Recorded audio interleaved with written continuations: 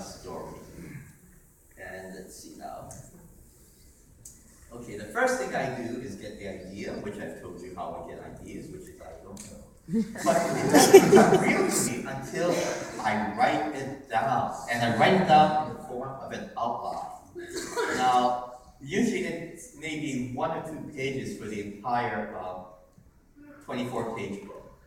And it's just snatches of dialogue, bits of action. I have 2 numbers here. This one here with the in pencil is how many pages each scene will take. And the number in blue, I don't know if it's pretty hard to see, is on what page that scene ends. And I have 24 pages, so I have to fill out 24 pages. This story has to take exactly 24 pages. So once in a while I'll fudge and I'll tell my editor, I'll have to add a 25th page. Can we leave out the letters column? And she would say, of course, you won't get paid for it, but you can do it. But once the outline is done, then I have to do thumbnails. And this is a thumbnails for our story. Now, because I do the writing and drawing, I can get away with using stick figures. When I have to get things approved or do thumbnails for another artist, they have to be much more detailed. But for me, I do everything. The final dialogue is written on the side of the page here. Each one of these rectangles represents 1 page of comic book art. And some pages are completely blank because I'll put fight scene. And they're easy, I don't have to think about those. Excuse me.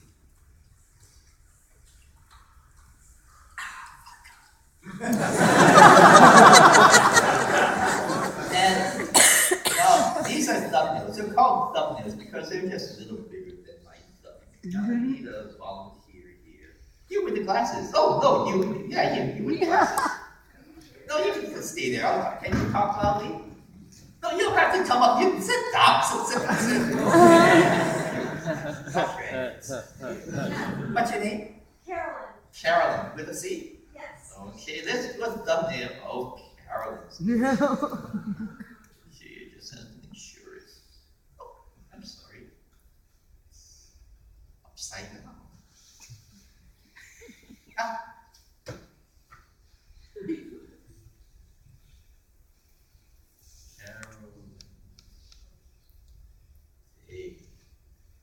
So, what exciting things have you done today? So, do you live in a house or an apartment? Apartment. An apartment. Okay. Here we are, beautiful Bean Town. Oh, this is the park here. Old Ironside. I went to Old Ironside.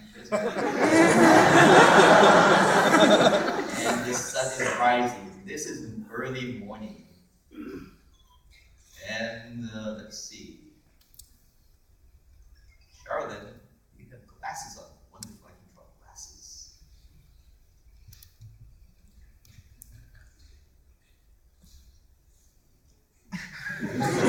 So you're kind of in the dark, so I'll just, I don't do characters anyways. And you just waking up.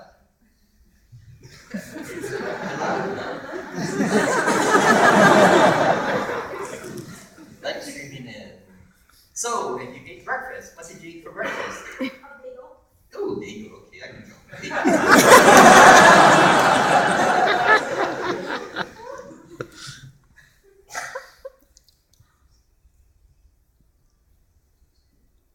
That's the one with the pose.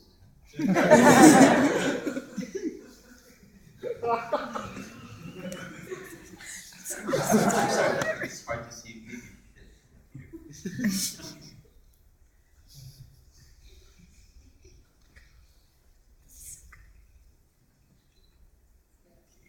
I'll give you a cup of coffee and be generous.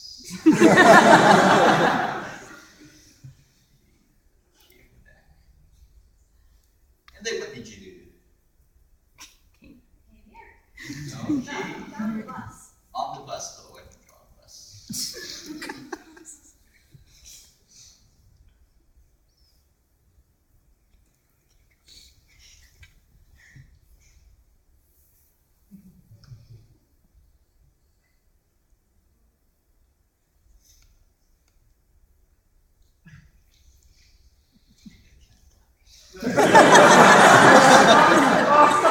Okay,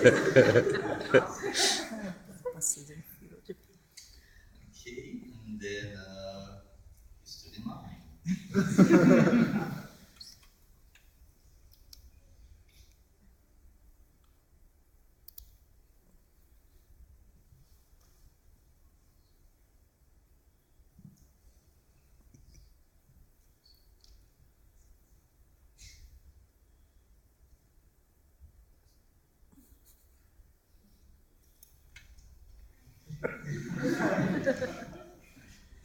It's a popular museum.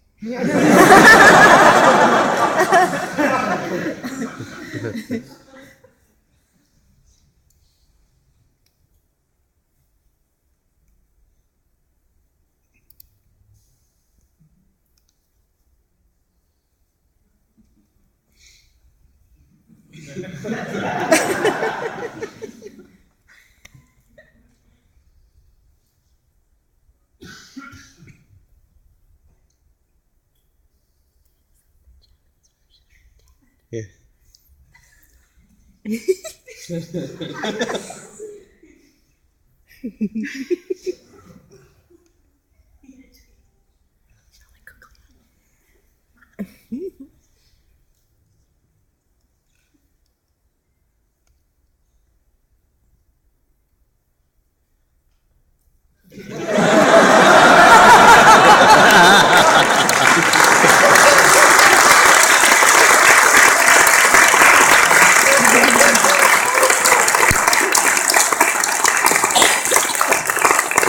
So this is a thumbnail of Carolyn's Day So Far. It tells the story in pictures and words of, if you, that's read in sequential order, it makes sense. And basically, morning, it has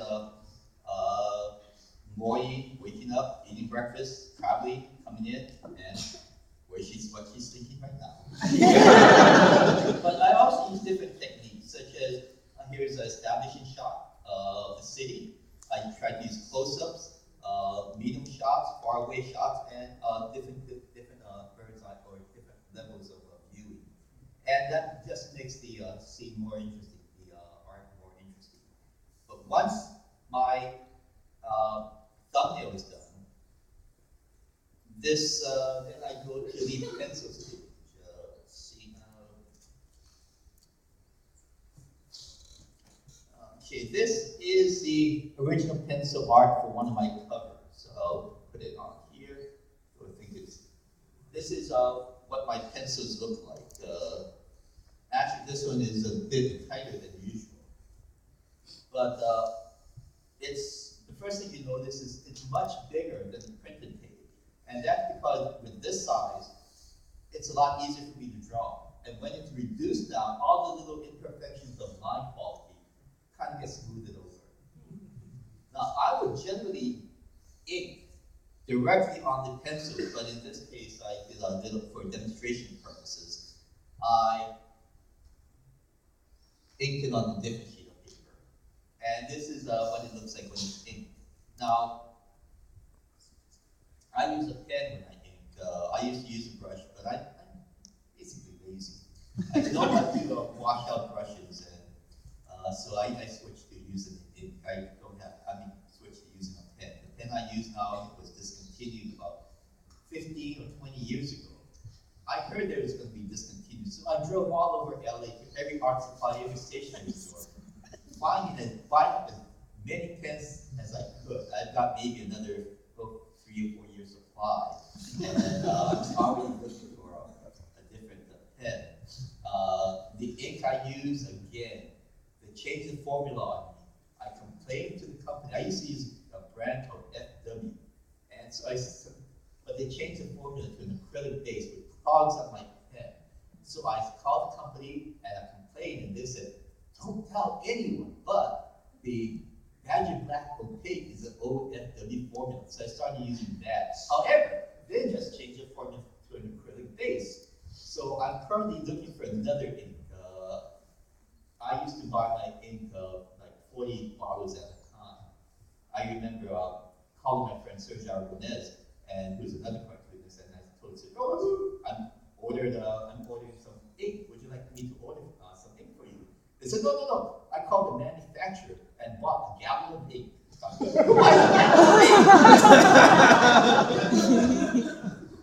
So he's also looking for another, I guess his gallon's almost depleted. But once that's done, then if it's a color story, then I'll turn it over to my colorist, Tom Booth, and he does his color thing. At first, it used to be on things called call-outs, where he would actually have to paint a Xerox copy, and then it'll have to be separated with overlays, and then it gets printed. And when it gets printed, this is how the printing process works. Now, first of all the yellow is printed on the paper. It's hard to see, I know. And over the yellow, you've got the magenta, the reds. And then it starts to mix optically. Now you've got the reds mixing with the yellows. Suddenly you've got the oranges and the pinks and things. Now, then the blue would get printed. And now you've got the browns and the greens. Now, places where they have the really dark shades, it's 100% color. Places where they've got lighter shades, it's made of little dots. And the amount of dots and the density of the dots determine how intense the color is. Then the line, or the black, is printed as a fourth color. This is called 4-color separation. And then it goes over. Now we could get away with doing three colors where the black is not needed. But with the line quality, we wanted the black to look as sharp as possible. And that's what